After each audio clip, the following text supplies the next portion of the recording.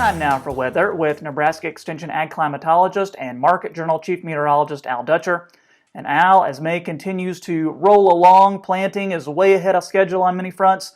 Thanks to some nice weather, what's the forecast for the week? Well, Troy, we've seen some very good planting weather due to the drier and the normal conditions. The temperatures haven't been as conducive. We've been below normal, but simply because of the speed that this crop has went in, we've kind of offset those conditions. And the moisture to get things rapidly going. We've seen some of that move across the state over the last couple of days.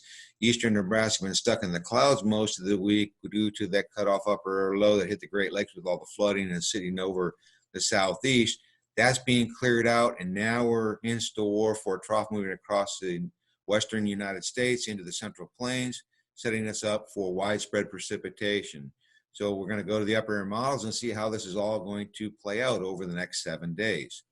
Today's upper air pattern features that big trough over the northern Rockies, extending all the way down into the desert southwest. Ahead of it, we're seeing stuff move out of the southwest of the United States into the northeast. And at this lower surface, we have a low at northwestern portions of Kansas, feeding up that moisture that is responsible for the precipitation overnight. And we'll see a renewed shot of thunderstorms during the afternoon, particularly severe across northern Nebraska.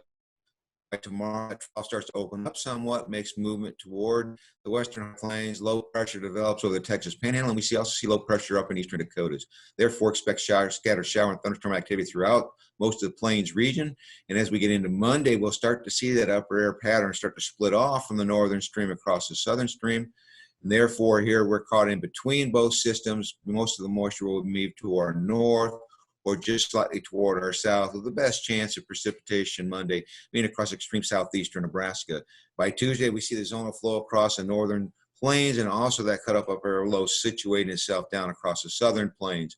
Under this system, we'll basically be caught between the two parameters, a drier pattern with most of the heavy precipitation well to our south. By Wednesday, that low is expected to start drifting slightly toward the west-northwest. Therefore, we'll see a low pressure that develops into the Nebraska Panhandle begin to try to move across the state. It might touch off a few showers in south-central, southeast Nebraska on the northern periphery of this upper air low. We're expected to be overall dry. On Thursday, a trough starts to dig toward the Great Lakes in the northern stream, but that upper air low starts to move, as according to the GFS, back toward the Texas Panhandle.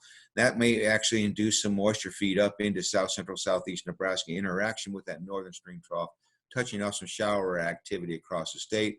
By Friday, we start to see the northern stream carving out a trough across the Great Lakes. Therefore, high pressure starts settling into the northern plains, and we start to push the weather pattern toward the south and the east, potentially very dry conditions in the northwest, and some potential moisture across southeast Nebraska. If this low doesn't perform as expected and moves eastward, much of the precipitation forecasted in the Thursday, Friday timeframe will likely remain to our east and our southeast. As we can see from next Tuesday to the following Tuesday, we're looking at above normal temperatures across eastern United States, below normal across much of the central United States of the Rockies. And in terms of precipitation, drier the conditions across the northern plains, above normal across the southern plains, and most is associated with that upper air low pressure system. So, Troy, overall, wet pattern this weekend, drying out as it progresses, most moisture moving toward the southeast, and then we look at another system potentially next week that will impact us.